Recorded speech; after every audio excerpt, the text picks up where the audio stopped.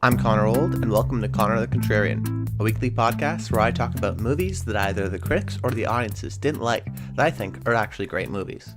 And today, I'm going to be looking at the ambitious sci-fi, thought-provoking spectacle based on the influential novel of the same name, Contact. Now, before we jump into the movie, I always like to talk about the cultural landscape of the film at the time of release. This helps us understand the mind frame of society at the time of release that greatly affects initial reviews. This movie was directed by Robert Zemeckis, a great filmmaker known for classics like Back to the Future, Who Framed Roger Rabbit, and the movie right before this one, Forrest Gump. And despite Forrest Gump getting some backlash today from the film community, as it was known for stealing the Best Picture Oscar away from Pulp Fiction and Shawshank Redemption, it was a big hit at the time. And still, people quote this movie and see it as a modern-day classic. So, for Contact, this being Zemeckis' follow-up, it had some lofty expectations.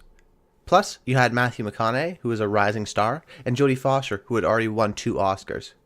But unfortunately, when the film came out, it got mixed reviews and it was only a moderate success, in parts due to audience reaction because of a misleading marketing campaign and a poor summer release. It was unlike Zemeckis' past film, which was a huge box office grosser and ended up winning 6 Oscars. Actually, as a matter of fact, Contact was only nominated for 1, and it was sound. It was seen as a disappointment. However, I think it's become more relevant today and is a great sort of heady sci-fi movie. So, let's jump into the movie. We open to the epic opening shot and the most impressive uninterrupted visual effects shot at its time. We start in space, looking at Earth, and we slowly pull back to reveal the planets one by one in our solar system, and then other solar systems, and then the Oort cloud, and then all these galaxies coming together, and then as we pan out and through the eye of our main character as a young girl, Ellie, played by the young version, played by Jenna Malone.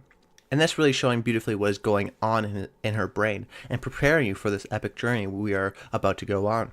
We see her as a young kid with her dad, and they're trying to talk to truck drivers through a radio system they have in their house. We learn about how Ellie is inquisitive and curious, and that maybe the death of her mom is what drives her to become so obsessed with the unknown, in this case, space. We cut now to adult Ellie, played by the brilliant Jodie Foster, as we learn about her life. We see the team she's doing research with, most notably Kent, played by William Fichtner, a blind man who works with her in listening to radio waves in search of extraterrestrial life. We learn that this isn't a very profitable or glamorous field of study.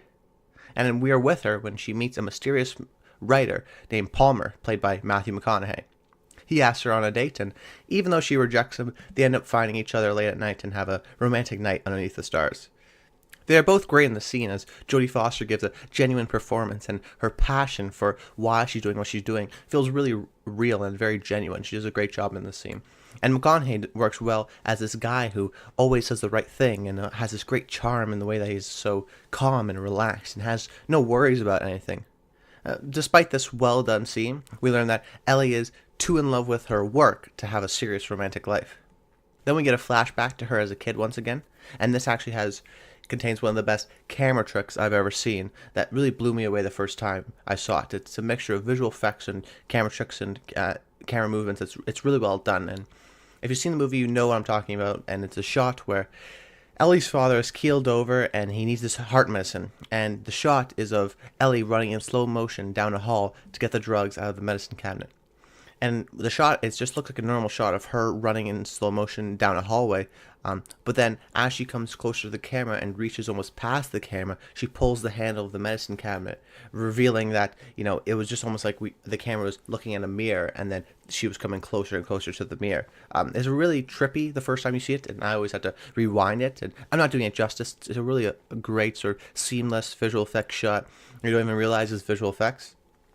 And it's effective for the story because it shows how Ellie remembers this event, laced together with the details out of focus, with her only objective being the medicine cabinet. But it's too late, and her father dies. We then cut back to adult Ellie and get more bad news. The research got canned when the financier Drumlin, played by Tom Skerritt, wants results and can't get any. He believes Ellie is too talented a scientist to be wasting time listening for nothing.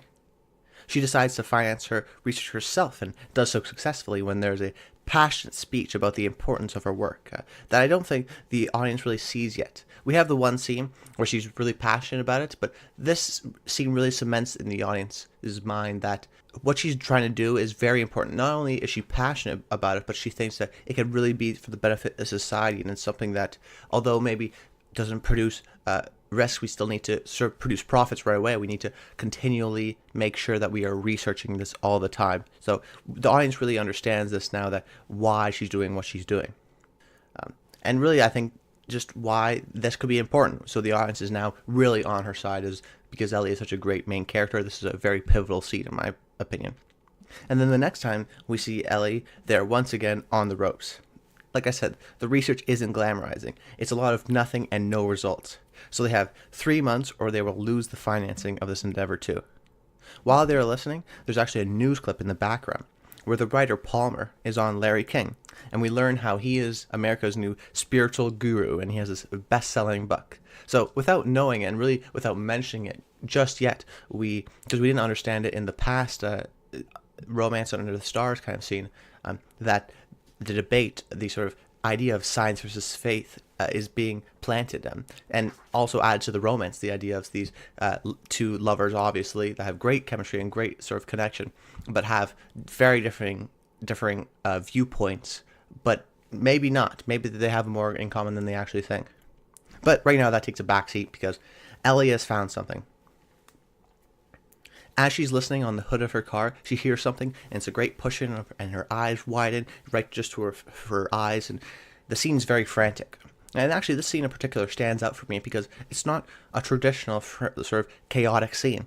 I grew up with digital filmmaking, so there was no limit to the number of edits. So, like last week when we covered Jason Bourne, what they did was, to show franticness, they had a lot of edits, which was well done if used properly.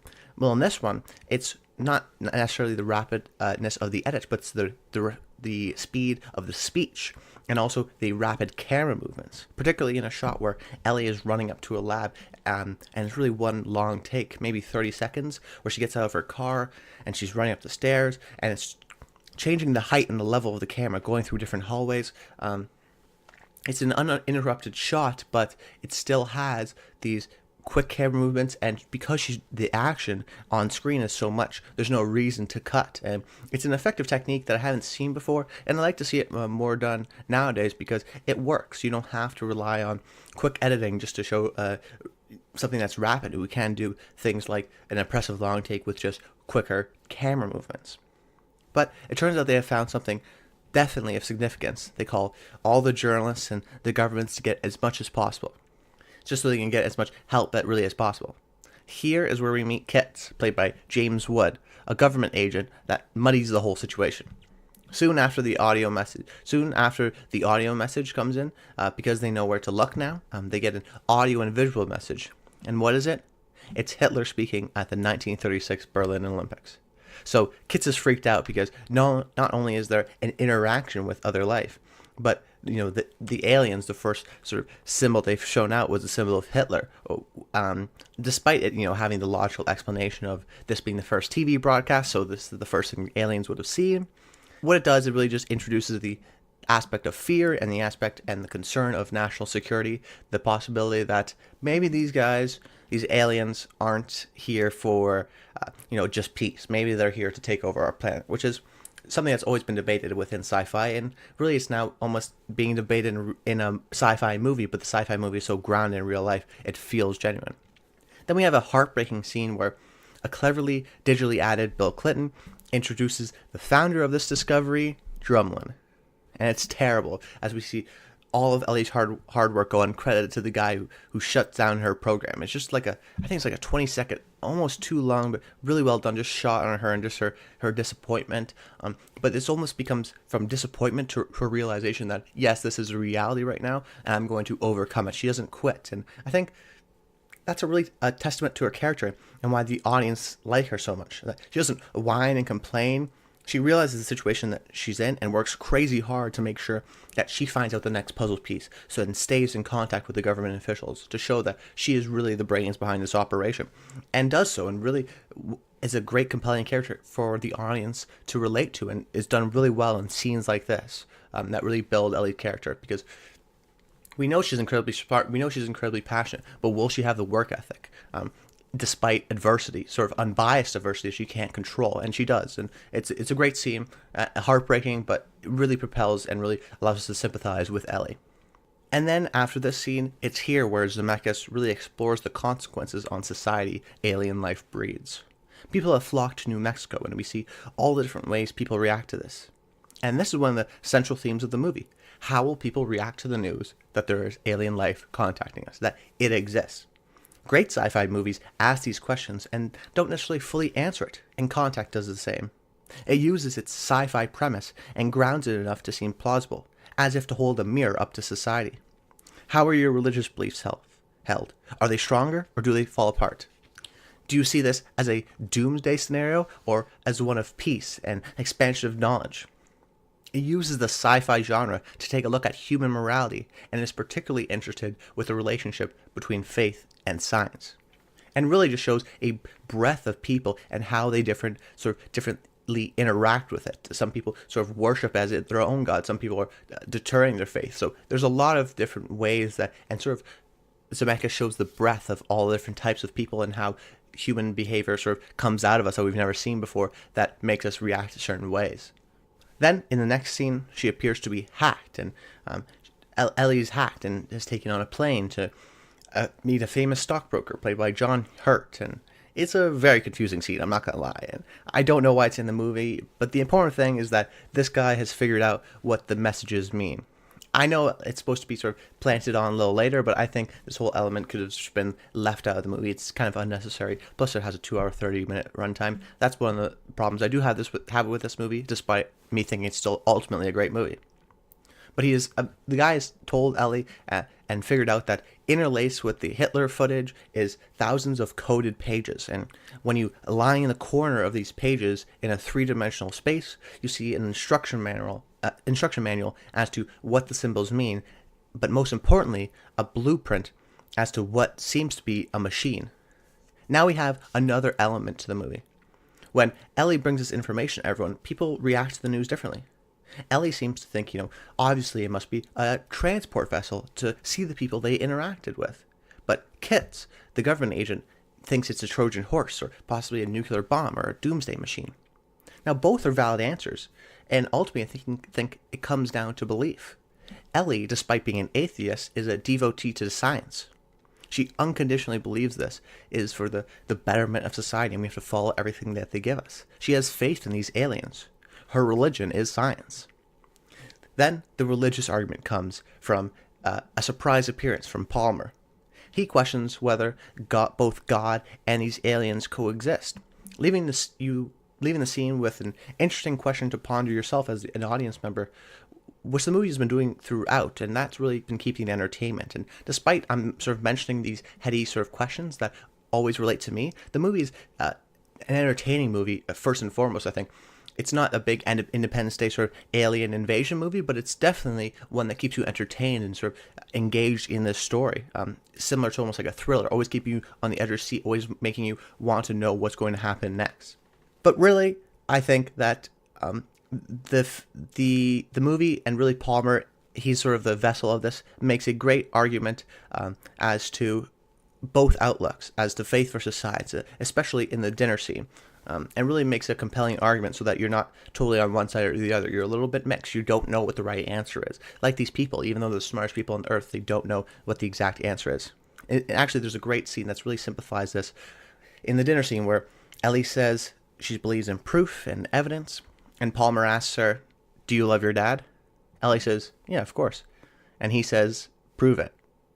It's an amazing, thought-provoking, challenging movie that doesn't give you these cut and dry, right and wrong answers. And the element of the conflicted romance, this sort of opposites attract kind of typical romance formula, works well, all while interweaving these questions. So the questions don't seem like they're hitting you over the top of the head too much. Maybe a little bit later on it becomes more evident, but I think that intertwining with the relationship makes it work a lot better. But ultimately, they decide to build the machine. The only problem? Who gets to go? They have a selection committee to decide all candidates. And in a great scene, we see Palmer questioning Ellie in front of a panel and asks her if she believes in God. Of course, this gives her pause and essentially loses her candidacy because it asks if she is the right person to represent Earth because she is an atheist. So Drumlin becomes the candidate until they're going to do a test run, and a terrorist blows up the mission, killing hundreds, including Drumlin. And this is sort of the theme that they also sort of intertwine. There's so much going on in this movie, which is the idea of media sensation. This is blown up to everyone's worried about this. The entire world's trying to figure this out, and everyone's so obsessed with this. It's become so much of a media sensation that they decide to rebuild it in secret with Ellie as the new candidate. And in a tense scene, we see Ellie get into the spacecraft and go to space. Actually, it's much more complicated than that. She seems to go through what looks like a wormhole and ends up on a beach. But there's something off about it, almost as if the beach was in a dream. She sees her dad there. And then after consoling with her dad, she realizes that her dad is the alien life. That the alien life is just looking like her dad to make things easier on her. They tell her that they have contacted with many other species, but humans aren't ready yet. And they send her back to Earth. As she arrives, she's panting, wondering how long she's been gone for. But on Earth, nothing happened. She fell right through and landed in the water. So they think nothing happened. There's actually no proof that Ellie went anywhere because the footage was all static. And it's here where we finally see one of the true themes of the movie: faith. Ellie is the only one who saw this, and there's no proof that she ever went, but everything tells her it was real. She had a religious experience, for lack of a better term, and has learned to believe in something that she can't prove. But she felt it, and that's all she can really explain. The movie is a great blend of religion, politics, and science that is incredibly brave for a Hollywood movie to do. And yes, the Transformers and Independence Days can exist, and I like those movies, but these should also exist. And I think that there's been a recent resurgence with movies like this, like Interstellar and Arrival, which I both love, but I wanted to give credit to a movie that did it 20 years before them and wasn't recognized at its time. This looks at the big picture and asks a lot of audiences, but I think Zemeckis does a masterful job keeping the audience engaged the entire time.